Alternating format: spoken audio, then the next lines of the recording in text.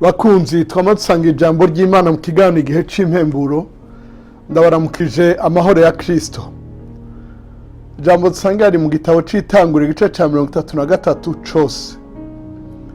Itanguriro igitabo ca mbere co muri Bibiliya mu isezerano rya kera igice ca 33 umurongo wa mbere gushika kwa 20.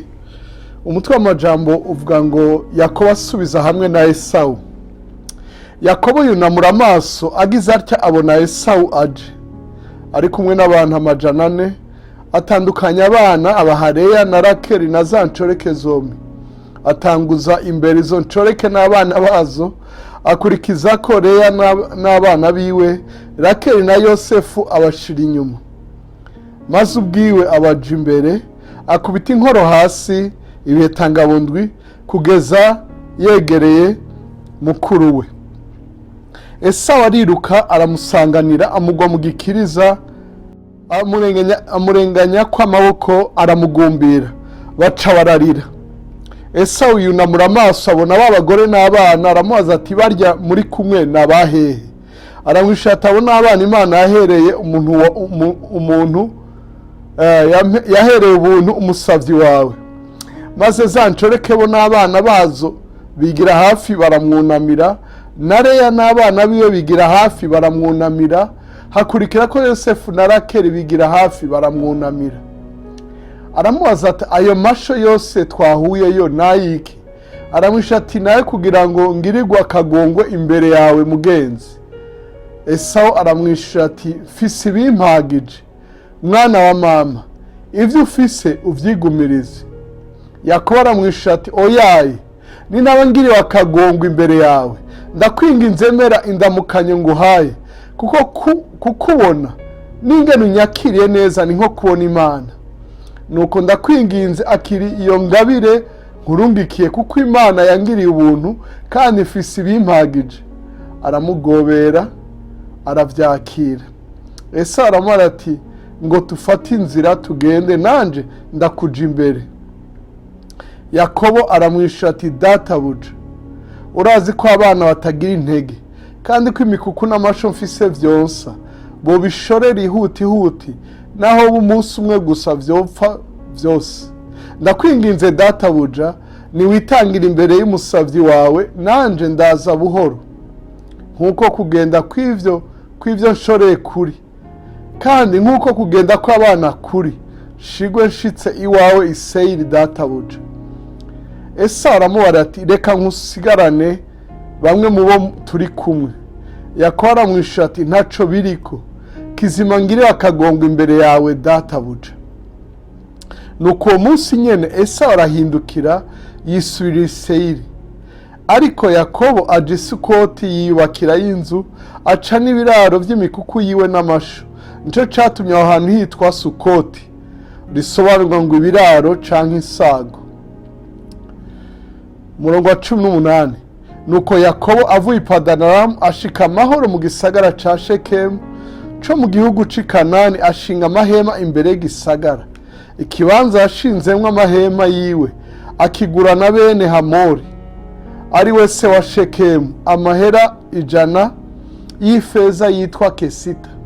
Yubaka igicaniro acita El Elohe Israeli, risobanurwa ngo Imana niyo Mana Israeli. Imana ishimirwe iki gisomwa dusomeye hamwe, wowe twumviriza uri wenyene canke twumviriza muri benshi. Ni inkuru itangaje, aba n'abavukanyi aba bibuka inkuru. Esawu yarashavuriye Yakobo ko amutwaye umugisha, arahira ko ategerezwa kumwica. Yakobo arahunga aja kwa inarume, abayo aharonkera abagore n'ubutunzi n'abana. Agarutse mu gihugu ciwe, agarutse iwabo ahura na Esawu, aca yumvira ko hava mwica, ariko aramwitanga murungikira amasho y'indamukanyo kugira ngo yakigwe neza, iganuke kugira ngo yakigwe neza. Arungika n'abana bati imbere n'abagore, nawe caja imbere. Ahuye na Esawu aca yikubita hasi, agenda yunama incuro ndwi ngo ibihetangabondwi.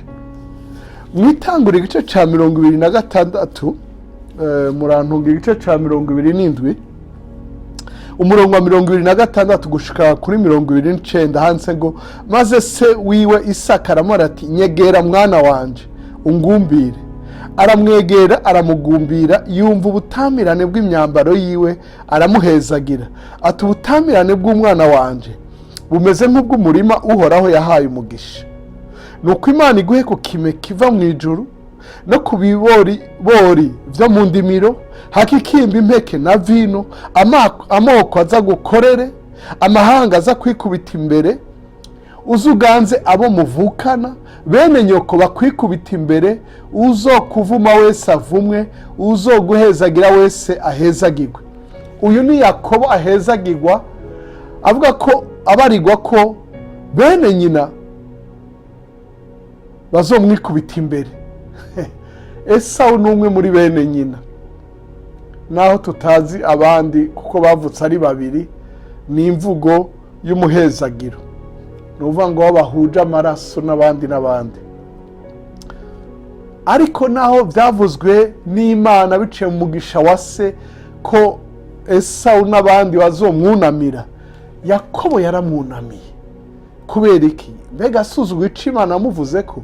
Mbega akengereye umugisha ise yamuhaye? Oyaye, yahaye ikibanza amahoro. Mukundwa uri kurankurikira, ndakwifurije kurondera amahoro. Biragoye guheba ikibanza cyawe, guheba ivyiza, guheba ivy'Imana kuvuga ko, kubera kurondera amahoro. Ariko ijambo ry'Imana rirabitubarira mu Baheburayo igice ca 12 umurongo wa 14 handitse ngo mukurikire kugiranira amahoro n'abantu bose n'ukwezwa, kuko utejejwe atazoraba umwami. Mwizigame, ntihagire umuntu adashikira ubuntu bw'Imana, kandi ntihagire umuzi wo kurura umera ukabahagarika imitima, abenshi bakandura. Ntihabeho ubushakanyi canke igihumane nka Esawu yaguranye ivyo kubasamuragwa kwiwe ingaburo imwe. Kandi kuko muzi yuko hanyuma hamwe yagomba kuraga umugisha atemerewe, kuko atabonye uburyo bwo kwihana, naho yawurondera cane arira. Aho no gushika ku murongo wa 17, Abaheburayo 12 umurongo wa 14 gushika ku murongo wa 17. Mukundwa, urondera amahoro. Amahoro niko Bibiliya yatubariye n'abantu bose, apana abantu wumva wo kwiyumvamo, n'abantu bose. Iri ni ijambo ry'Imana, kuko iyo bitabaye gutyo haca hazamo umururazi, hazamo gushavura, kwa mushavuriye naka yaransuzuguye, yagize gute. Ivyo rero birakwanduza, ntivyanduza uryo ushavuriye, vyanduza wewe, hanyuma ngo bikaguhagarika umutima. Imana idufashe, bikaguhagarika umutima, bikakwanduza. Ndakwifurije kuba umuntu arondera amahoro. Yakobo atubera akarorero, akaguma avuga ngo databuja. Kandi ivyo twasomye harya mu itanguriro 27 turabona ko ngo amoko aza gukorere, amahanga aze kubita imbere, uzuganze abo muvukana, bene nyoko bakwikubita imbere. Mugabo aguma avuga ngo databuja, databuja, databuja.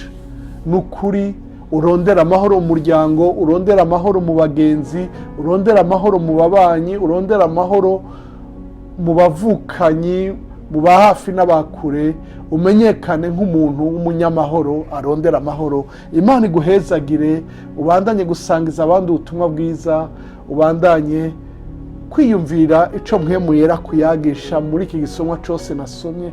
Je natoye akantu kamwe gusa kabaye urufunguzo rwo gusubiza hamwe nyuma y'imyaka 20 batavugana, batabonana, ariko Imana irabashoboza, baragumbirana, bararira, gushika n'ivyo yamuhaye avyakira.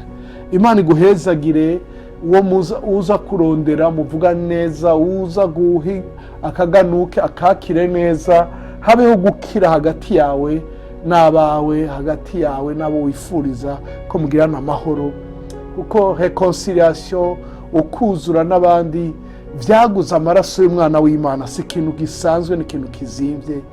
Imana yaraturondeye, nitwe twari twayihemukiye, itanga umwana wayo. Mu Bifilipi igice ca 2 haravuga ngo tube nkawe, tube nka Yesu. Uwo naho yari Imana ntiyumviye ko ari ikintu cyo kumirako, ngo yisiga ubusa araganduka, amaze kwambara ishusho y'umuntu. Nk'aho ivyo bidahagije, yemera kumuja, yemera no gupfa ataco yari yakoze. Ni twebwe aratwisemba.